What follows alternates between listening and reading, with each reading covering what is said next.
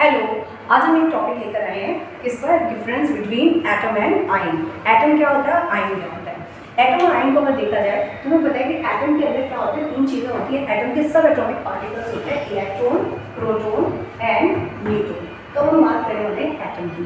Atom क्या होता है, जैसे डाल्टन ने बोला है सबसे स्मॉलेस्ट यूनिट, सबसे स्मॉलेस्ट पार्टिकल कहते हैं जो क्या है एटम है। लेकिन हम यहाँ एटम और आयन में डिफरेंस करते हैं तो जो एटम होता है उसके अंदर electrons are equal to proton होते हैं। एटम के अंदर इलेक्ट्रॉन प्रोटॉन इक्वल होते हैं, बराबर होते हैं। अब जैसे एग्जांपल देखा जाए, अगर किसी का एटॉमिक नंबर 7 है तो उसके अंदर 7 किसका एटॉमिक नंबर है, नाइट्रोजन का। तो नाइट्रोजन के अंदर इलेक्ट्रॉन भी 7 है और प्रोटॉन भी कितने हैं, 7 है। Is it clear? Atomic number मतलब number of electrons are equal to number of protons. अच्छा, दूसरी तरफ एटम के ऊपर कभी कोई चार्ज नहीं होता, क्योंकि इलेक्ट्रॉन प्रोटॉन बराबर होते हैं। तो पहला पॉइंट इसका क्या कह सकते हैं, इट हैज़ नो चार्ज, इसके ऊपर कोई चार्ज नहीं होता। It is electrically neutral. Electrically कैसा होता है, ये न्यूट्रल होता है। और ये कई बार एग्जाम में क्वेश्चन आया 9th क्लास में और 10th में भी कि एटम इलेक्ट्रिकली न्यूट्रल क्यों होता है। एटम इलेक्ट्रिकली न्यूट्रल इसलिए होता है because in atom electrons are equal to proton. तो जितना इलेक्ट्रॉन पे कैसा चार्ज होता है, नेगेटिव, और प्रोटॉन पे कैसा चार्ज होता है, पॉजिटिव। तो जितना नेगेटिव चार्ज है, अगर 7 नेगेटिव चार्ज है तो पॉजिटिव भी कितना है, 7 है। तो एक दूसरे को क्या कर देंगे, कैंसिल आउट कर देंगे।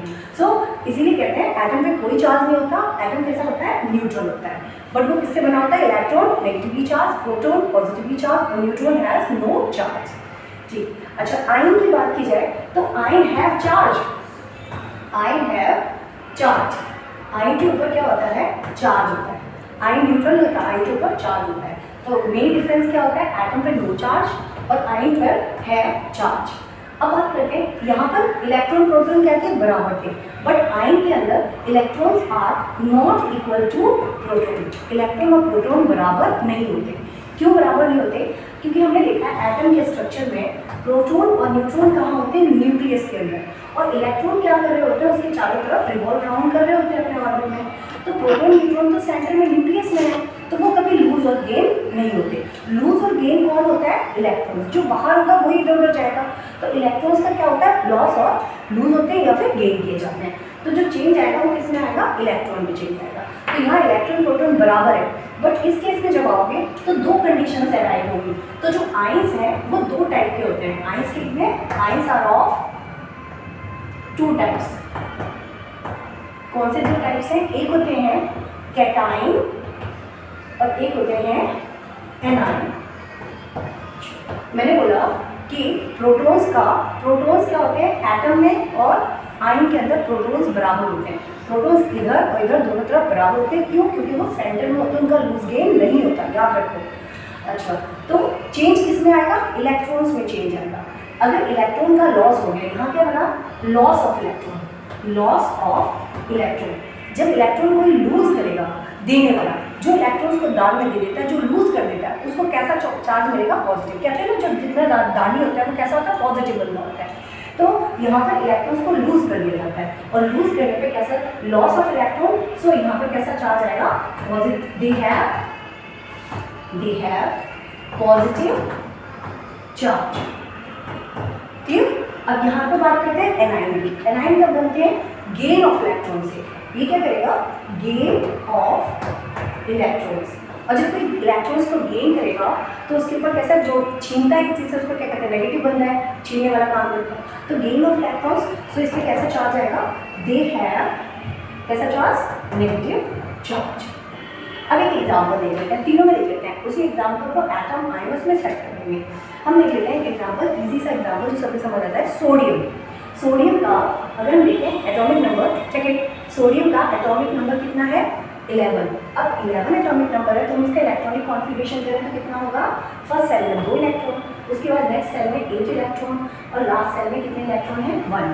जब तक ये इसी पोजीशन पर रहेगा 2 8 1, ना ये लूज कर रहा है और ना ये गेन कर रहा है। तो अगर ओनली Na लिखा हुआ है तो ये क्या है, सोडियम का एटम है। Is it clear, no charge, only sodium Na, it is atom.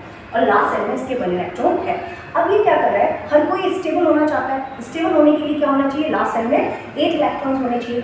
तो इसके पास एक फालतू इलेक्ट्रॉन है। अब इसको 8 करने के लिए 7 चाहिए, 7 कोई नहीं देगा इसको, तो क्या करेंगे, लूज कर देंगे। तो ये क्या करेगा, एक इलेक्ट्रॉन लूज कर देगा। सो सोडियम ने क्या किया, एक इलेक्ट्रॉन लूज कर दिया। कैसे, अभी इसमें कितने थे, एक इलेक्ट्रॉन इसके लास्ट सेल में, मतलब एक इलेक्ट्रॉन फालतू था। जब इसने एक electron by losing one electron, एक इलेक्ट्रॉन इसने लूज कर दिया। लूज करने के बाद ये क्या बन गया, लूज किया है तो कैसा चार्ज आएगा, पॉजिटिव। कितना लूज किया है, एक लूज किया है, सो इस पर एनी पॉजिटिव, तो ये क्या बोला जाएगा, कैटायन। और ये क्या है, सोडियम का आयन बन गया। अभी ये एटम नहीं है, जब तक Na लिखा था तो एटम था, लेकिन जैसे ही Na पॉजिटिव बनाकर क्या बन गया, कैटायन बन गया। Is it. अब एक और केस देख लेते हैं किसका, एनाइन का केस देख लेते हैं। एनाइन में हम देख लेते हैं, सपोज क्लोरीन को देखते हैं या फ्लोरीन, फ्लोरीन को देख लेते हैं। फ्लोरीन का एटॉमिक नंबर कितना है, फ्लोरीन का एटॉमिक नंबर कितना है, 9 एटॉमिक नंबर, ठीक है। अब 9 है, इसका इलेक्ट्रॉनिक कॉन्फिगरेशन करो 2, और लास्ट सेल में कितने हैं, 7 इलेक्ट्रॉन्स है लास्ट सेल में। अच्छा, अब 7 लास्ट सेल में इलेक्ट्रॉन्स हैं, तो अभी इसमें ना तो लूज कर रहा है ना गेन कर रहा है, ओनली जितना है 9 का 2 और 7 कितना बनाओगे, तो ये क्या है, फ्लोरीन अभी एटम है। अब ये क्या करना चाहता है, ये स्टेबल होना चाहता है। स्टेबिलिटी कम मिलती है लास्ट सेल में, ऑक्टेट कंप्लीट हो, 8 इलेक्ट्रॉन्स हो, तो 8 करने के लिए इसको कितने और चाहिए, 1 मोर चाहिए। तो ये क्या करेगा, ये करेगा गेन ऑफ इलेक्ट्रॉन। ये क्या करेगा, गेन ऑफ कितना, 1 इलेक्ट्रॉन। एक इलेक्ट्रॉन गेन कर रहा है ना, तो ये क्या बन जाएगा, F नेगेटिव। जितना गेन किया उतना ही नेगेटिव चार्ज मिलेगा, एक गेन किया तो एक नेगेटिव चार्ज मिलेगा। सो F नेगेटिव, ये क्या बन गया, आयन बन गया।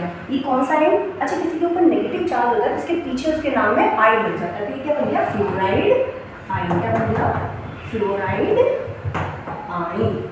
सो क्या पता चला, ये रिवाइज कर लेते हैं। एटम के अंदर इलेक्ट्रॉन प्रोटॉन बराबर होते हैं, आयन के अंदर इलेक्ट्रॉन और प्रोटॉन बराबर नहीं होते। अच्छा, हमने है ना, जब एटम के अंदर इलेक्ट्रॉन प्रोटॉन बराबर होते थे तो हमने एटॉमिक नंबर को equal to number of protons क्यों किया, वो इसीलिए किया क्योंकि प्रोटॉन दोनों तरफ बराबर रहते हैं, चाहे वो एटम हो चाहे आयन, प्रोटॉन्स हमेशा बराबर रहेंगे।